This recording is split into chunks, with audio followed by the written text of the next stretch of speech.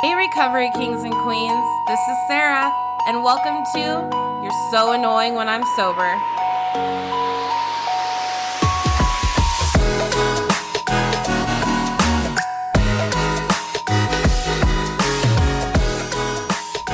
Welcome back to my first episode.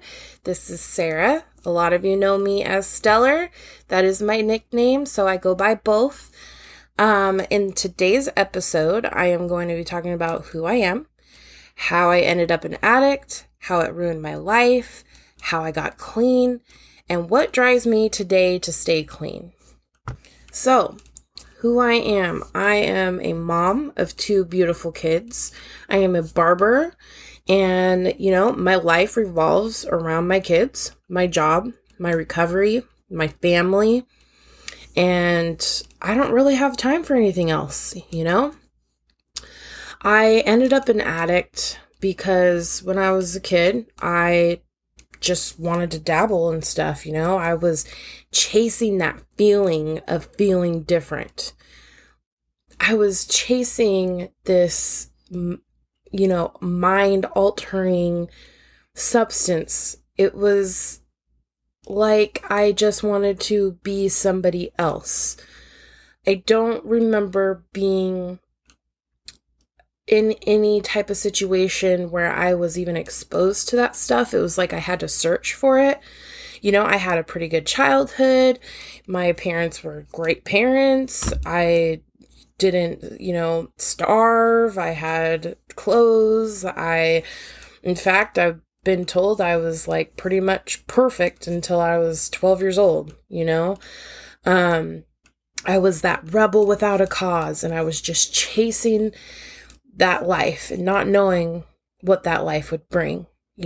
I started off with just some weed and then some alcohol. And I don't know if you guys remember, but, I thought it was super cool that we could buy NoDoz back then. I was like 13 or 14 and we'd go get NoDoz and we would just like stay up all night on these caffeinated pills that I had no idea about. It was just supposed to be, again, something different, something made you feel different. And I just remember thinking, I don't even get it. I don't get this, but whatever, anything and everything I would try. I really don't remember thinking I just wanted to fit in. I think that might have played a part in it, as like my friends were talking about this or that, and it was just interesting to me. I was intrigued by altering my mind. It was a rush to me. So, like I said, start off with a little bit of weed and then alcohol. I remember I did try meth for the first time when I was 16. But living in a small town in Alaska, it got back to my mom. Oh, my mom was pissed. Oh my God, I thought I was gonna die. And you know what? I was grounded for sure. But I didn't die. They had me write a report on what meth does and the effects of it. And I swear I was scared straight out of that for the longest time. Like, in my mind, I was never, ever gonna do that again because of all the things. You could just go online and you'll see what I'm saying. Like, it's bad. It's so bad. And I was scared. I think that was the most genius things my parents did, honestly. It did steer me away from that for a very long time. Although I still, grew up a little bit, started taking pills, X, acid, Coke, and all those things were just a good time and a good high. And ultimately, it led me to my DOC, and I chose to try meth again, and I got addicted. I used to blame my boyfriend at the time for bringing it inside of our relationship. Oh man, I was in such big denial, you guys. Like, if it wasn't for him, I wouldn't be an addict. Oh, bullshit, bro. Bullshit. Because I very well chose to do it. And honestly, Had I not been so impulsive, had I not been making such bad decisions, had I not been trying everything else under the frickin' sun, I would have never done that, right? Now, I'm not going to get down on myself about this because honestly, I am so happy with who I am today, and I feel as though if I was not to have gone through the things that I went through, if I was not to have become an addict and have to kind of go through this hell that I was living, I wouldn't be who I am right now, because I wouldn't have gone through the things that I end up going through in order to get clean. And it's not just detox. It's not just staying clean. It is working on your mental health. That is the biggest part of this entire thing. Now, I want to remind you again, I'm not a professional. I don't have any degrees in mental health or addiction or counseling or anything like that. And that is not what I'm here to do. What I'm here to do is share my story, share my experience, and share what worked for me. So I'm just going to remind you on that again. This is just all about what has worked for me, and also when I get my guests on here, what works for them, right? I'm so excited to get all the different types of things, all the different types of perspectives on here. It's going to be so great. Moving on. How it ruined my life. Well, I just want to say, at first, I felt the best I ever felt. I'm not going to lie. I was the most confident. I finally could look at myself in the mirror and love myself because I lost so much weight, which weight has always been a problem for me. I've always struggled with it, and I couldn't believe what I seen in the mirror. That is the main reason that I stuck with continuing to do it in my mind. I still believe that was a huge part of it. I wasn't happy with myself. I was not confident, and this made me as confident as I've ever been. And, I started doing music. I was obsessed. Everything I ever wanted came in that beginning of that time. But it was very short-lived. It was so short-lived. Like, all of a sudden, I'm in extreme denial. I'm not showing up to work, or I'm taking 90 minutes on haircuts. Like, bruh, I cannot. I still need to do some amends, I'm telling you, with my past employers. Lord have mercy. I am so sorry if you are listening. I am so sorry to you and my past coworkers. I can't even. I'm not even gonna go there. So yeah. Surprise, surprise, I was not able to control it. I could not go a day without it. I was late all the time, and now all of a sudden I lost a home. I lost my car. I lost my tools for work. I lost myself.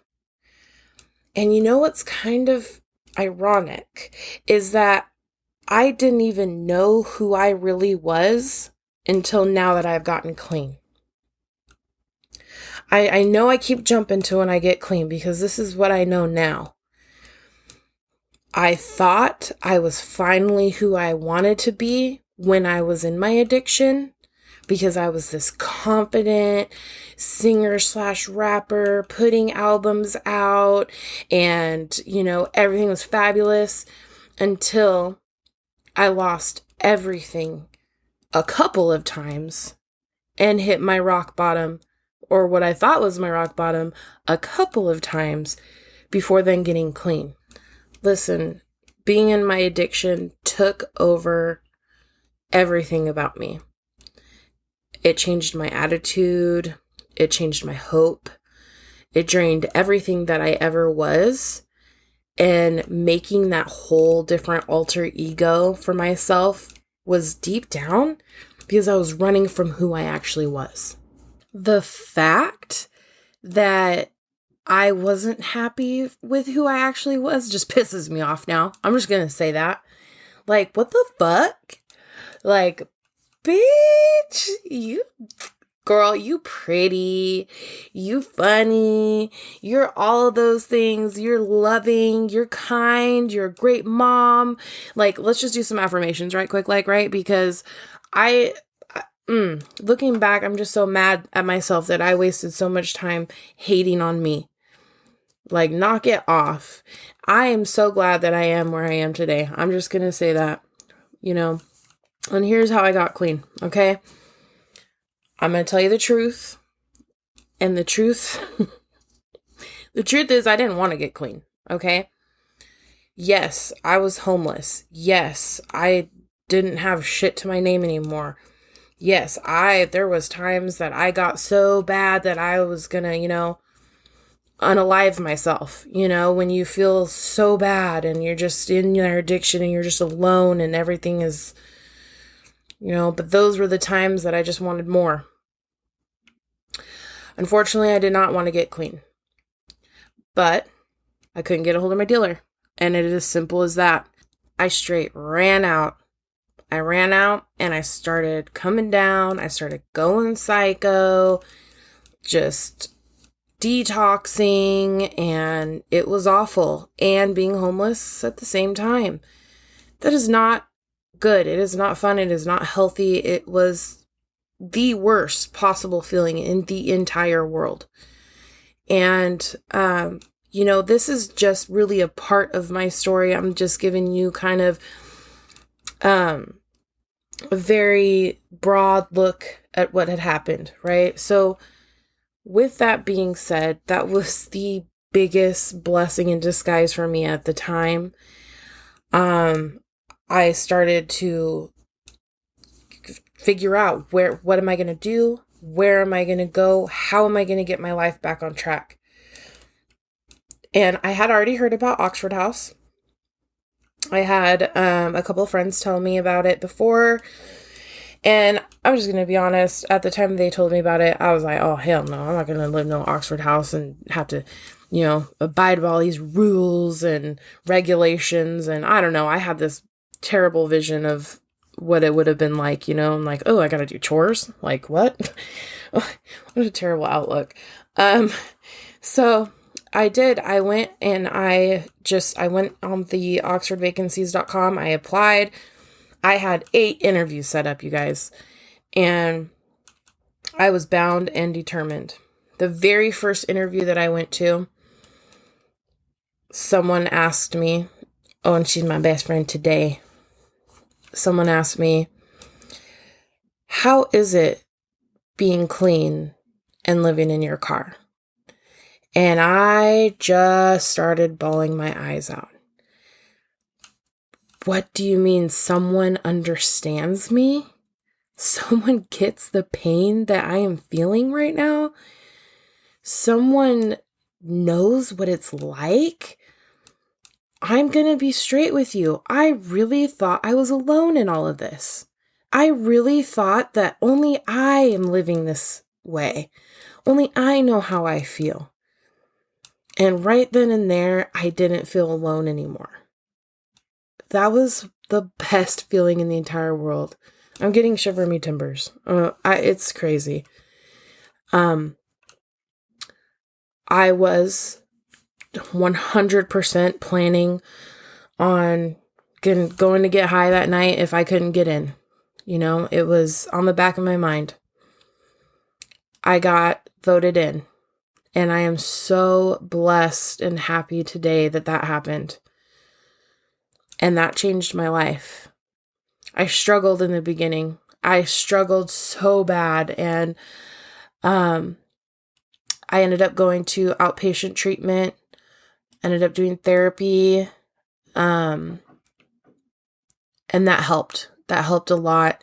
But having that support and having that accountability, what kept me clean at the time was the roof over my head and the fact that I could start building a relationship back with my kids. Now, fortunately, my kids were always safe with their dad. It's a really big blur to me in that time frame. I know I still was physically there, but I was not mentally there. And that kills me looking back in that situation. I'm fortunate that they were young enough to not quite understand, but I am very open with my kids to this day about it, hoping that there could be a lesson, if you will. So I started gaining all these friends in Oxford, and, it was just the shock that I was being understood. I didn't feel alone anymore. I started to get relationships back from my family and my friends. I even had friends that reached out to whoever they knew to check on me and see how I was doing, and that meant the world to me because they knew I wasn't doing good before, and yet they still cared. It was starting to become so good that I couldn't imagine going back. But there was still something wrong. I still had a badass attitude. I was being put on behavioral contracts at home because I was lashing out irrationally, like, holy shit. Like, I just was still struggling inside. And what got me on the track to better my mindset was when I started going to NA meetings. When I got a sponsor who I felt I could really relate with, who I felt like understood the me that I was. And we joke now. She's like, "You're no more the hood rat." "You're no more the hood rat, Sarah. You're the you. And I love you," And I guess she was the first one that could put me in my place, and then I respected it as a female, right? I had this terrible thing with females. And it's just from hurt from my past, from females, that had me acting out in such ways towards females. So when this little tiny 5-foot girl could put me in my place, and I took it and actually got emotional and opened my heart to her, it was on. She's my sponsor, and she's my sponsor for life, no matter what. And the fact that she's gone through it, she understood it, and she still understands. And I still get yelled at for some dumb shit, I still get told stuff. But I also get love and support. And I needed that. And that's what really started changing my life, was working those steps. And that's how I continue to stay clean today. I just finished step 8, so I do take quite a long time, not gonna lie. I have never been through the steps all the way yet. But I do feel that I practice them every single day in my real life, regardless if I've actually worked them or not. So I continue to work on it at my own pace, and that's how I feel comfortable.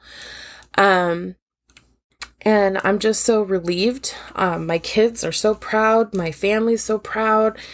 And I just can't even imagine a life of going back to what was, because it was the most painful I've ever been or ever have felt. It was the most alone that I have ever felt. And I can't see it any other way but what it is now. And that's what keeps me clean and sober today. Yeah, I have accountability at my house, but I also have accountability to my family and to my kids. And that is something so huge to me. I can't even think of ever slipping up, because they mean more to me than anything. And now I mean more to me than anything. And it is a dangerous, dangerous world out there right now, especially in drugs. That fentanyl. Ugh, I don't even want to get into that. With that said, I have a question for you. What are you doing for your recovery today? Think on that. What are you doing for your recovery today? And with that being said, I thank you for listening, and be excited about next week's, because next week we're going to have a special guest, and I appreciate all of you. Bye-bye. Hey guys, thanks for listening. And if you're still struggling, don't stay annoying. Get sober.